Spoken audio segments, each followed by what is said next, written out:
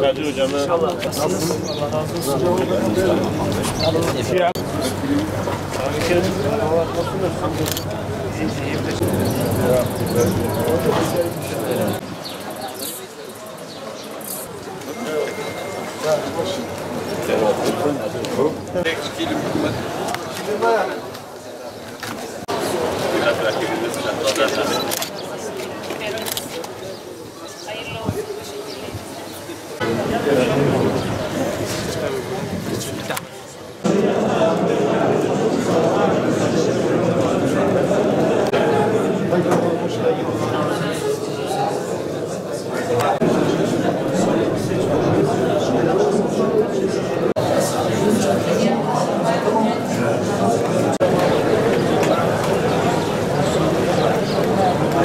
Hüdapar milletvekilimiz Sayın Şehzade Demirbey'in onuruna vermiş olduğumuz yemek programımıza hepiniz hoş geldiniz.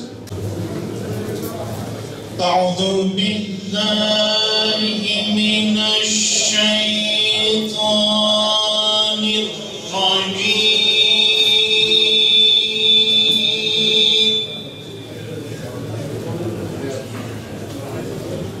Bismillahirrahmanirrahim.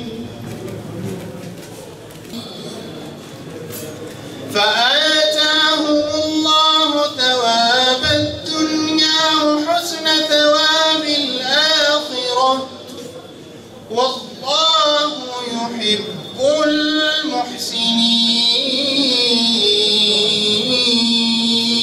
المحسنين. صدق الله العظيم. Efendim, bu toplantıyı burada düzenlememizin sebebi Şehzade Demir'in milletvekili seçilmesi münasebetiyle bu toplantıyı tertip ettik. Bir dost buluşması olarak. Tabii ki bu dönemlerde hepimizin birlik ve beraberlik içerisinde ülkemizin geleceği, toplumumuzun refahı ve huzuru için, Şırnak'ımızın geleceği için her kesimden insanların bir araya gelerek bir bütünlük içerisinde devletimizin hizmetinde toplumumuzun refahı için mücadele etmemiz gerektiğini burada belirtmek istiyorum. Bugün burada Sayın Milletvekilimiz Şehzade Bey'in onuruna verilmiş olan Mevlid'de birlikte olmaktan gurur duyuyoruz. Bugün buradaki birlikteliğimizle bir kez daha gösteriyoruz ki devlet, millet el ele olur. Devlet milletin hizmetinde olur, millet de devletini daima ayakta tutar. Yanı başımızda Suriye'yi görüyoruz. 10 yıldır bir iç savaşın eşiğinde ve ortasında. Devletsizliğin ne demek olduğunu o insanlara sorduğumuzda bize çok güzel söylerler. En kötü yönetim, yönetimsizlikten iyidir. Ama devlet dediğimiz organizasyon da sadece ve sadece milletine hizmet için vardır. Bugün gerek Şırnak ilimizde, gerekse bölgemizde 20 yıldan fazla bir süredir yapılan hizmetleri hep beraber müşahede ediyoruz. Sorunlarımız var ama zaten siyaset de sorunları çözmek için var. Birbirimizin gözü kulağı olmak zorundayız. Var olan sorunları duyduğumuzda, gördüğümüzde iletmekle hepimiz mesulüz. İletelim ki bu sorunlara bir çözüm bulabilelim. Yönetişim anlayışımızı bizim geliştirmemiz gerekiyor. Bütün bir bölge olarak. Devletin vatandaşına sunmakla mükellef olduğu hizmetleri tam kamil manada sunabilmesinin yolu da bizim biraz da bilinçli olmamızdan geçiyor. Bakın, bu sezon Allah bereketini tarlalarımıza koydu. Hiç ummadığımız kadar bereketli bir hasat dönemi yaşıyoruz. Biz bir istedik, Allah bize 5 verdi, 7 verdi. Elhamdülillah diyoruz. Buna şükrediyoruz, hamd ediyoruz. Ve bir sonraki dönemlerde de bu bereketli çağın devamı için de tekrardan Rabbimize niyazda bulunuyoruz. Ama bakın, hiç ummadığımız bir yerden Rabbimiz bize böyle bir hizmet, böyle bir bereket verdi. Bugün hububatımızı bir biçimde satmanın derdine düştük. Çoğunuz çiftçisiniz, biliyorum. Bugün çiftçinin bir sorunu var.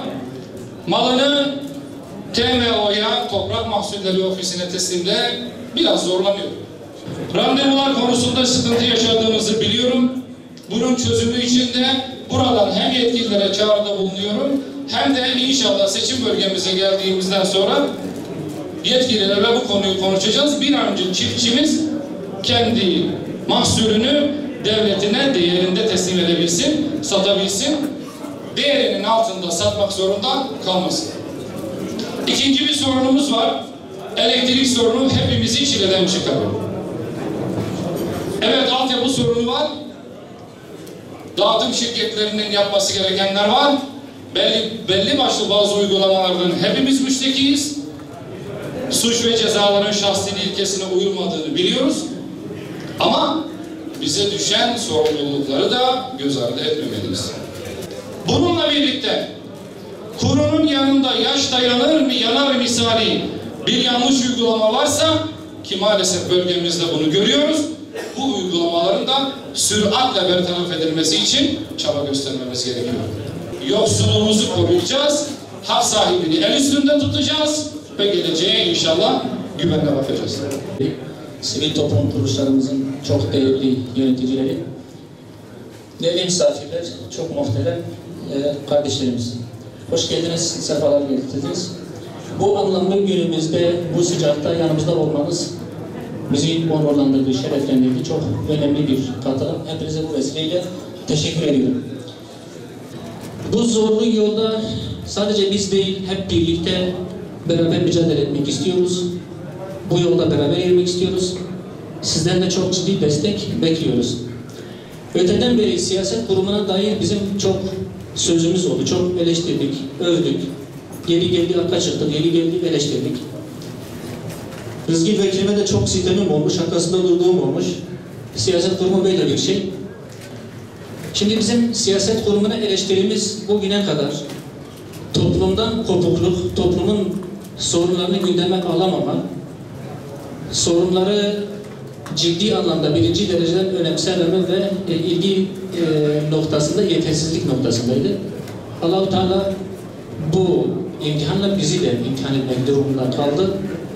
Şimdi bizim siyaset kurumuna farklı bir bakışımız var. Biz siyaset kurumuna mal, makam, mevki, menfaat, iş takipçiliği, ihale peşinde koşma ya da hayatını güvence altına alma olarak hiçbir zaman bakmadık siyasete.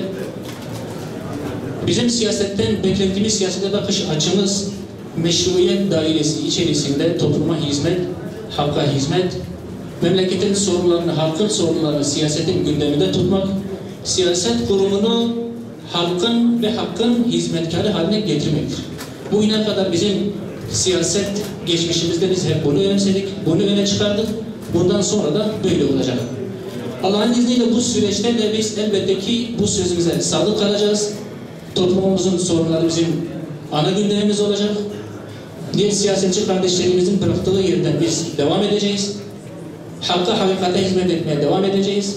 Halkın gündeminde ne varsa siyasetin gündemine de onu götüreceğiz.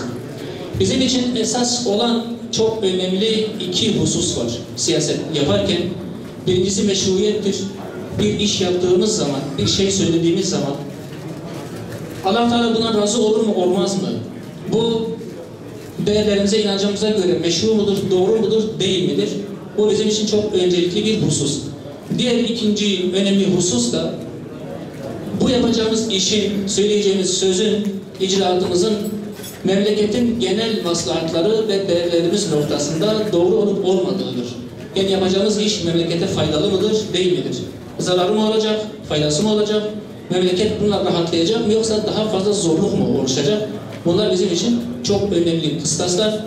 Siyasetimizde de bunların bize perspektif olacağından hiç kimsenin kuşkusu olmasın. Bu ne anlama geliyor muhterem misafirler? Bu şu anlama geliyor. Her zaman doğrunun yanındayız. Kim doğru söylerse biz arkasındayız, sahip çıkacağız. Bedeli ne olursa olsun. Yanlışı kim yaparsa yapsın, bizim partiden biri dahi olsa karşı çıkacağız, eleştireceğiz. O yanlışı durdurmaya çalışacağız. Fakat bu yanlışa mücadele ederken, onu durdurmaya çalışırken birilerinin yaptığı gibi bel altı vurarak değil, sorunu daha da çıkmaz hale getirerek değil, yapıcı bir muhalefet anlayışıyla sorunu çözmeye çalışmak, güzellikle söylemek, alternatifini ortaya koymak ve gerekçelerimizi izah etmek şeklinde olacaktır. İfade ettiğim gibi bugüne kadar hep bunu yaptık. Bundan sonra da böyle devam edecek Allah'ın izniyle. Sizin sorunlarınız, memleketin sorunlarının tamamı bizim sorunlarımızdır. İfade ettiğim çerçeve içerisinde elimizden gelen her türlü desteği sunacağımızdan hiç kimsenin kuşkusu olmasın. Son olarak çok uzatmadan bir şey daha söylemek istiyorum. Buraya, bu ortama hepiniz dikkat etmişsinizdir. Siyaset üstü bir toplantı olarak ben bakıyorum buraya. Evet, ben Hüdapar vekiliyim. Fakat burada bütün siyasi partilerimizden arkadaşlarımız var. Yerel yöneticilerimiz, mükemmellerimiz var, toplumumuz var, kanaat önderlerimiz var, muhtar kardeşlerimiz var. Burası halk ve devlet bütünleşmesini ifade eden bir yapı. Serkan Avukat vekilimin de ifade ettiği gibi biz siyasete, daha doğrusu hizmete, memleketin sorunlarını çözmeye siyaset üstü bir perspektifle bakıyoruz. Birlik, beraberlik, dayanışma ve ortak akıl arayışı bizim için önceliklidir. Dolayısıyla şimdiye kadar bizi tanıyan herkes bilir. Biz siyaseti Ankara'dan değil, yerelden yapıyoruz. Köylerden yapıyoruz, kasabalardan yapıyoruz. Halkı birebir dinleyerek, onların sorunlarını birebir araştırarak siyasetin merkezine taşımaya çalışıyoruz. Bundan sonra da bu amacımızda sizi de yanımızda görmek isteriz. Hiçbir zaman tarafgirlik yapmayız. Farklı partilerimizden arkadaşlarımız, yöneticilerimiz, rakiplerimiz olur. O rekabet seçim döneminde kalır. Fakat seçimden sonra sizlere hizmet için biz muhakkak el birliği etmek, ortak aklı bulmak durumundayız. Sözü uzatmadan bu kadarla yetinmek istiyorum. Tekrar katılımınızdan dolayı çok çok teşekkür ediyorum. Şeref verdiniz. Onur duyduk.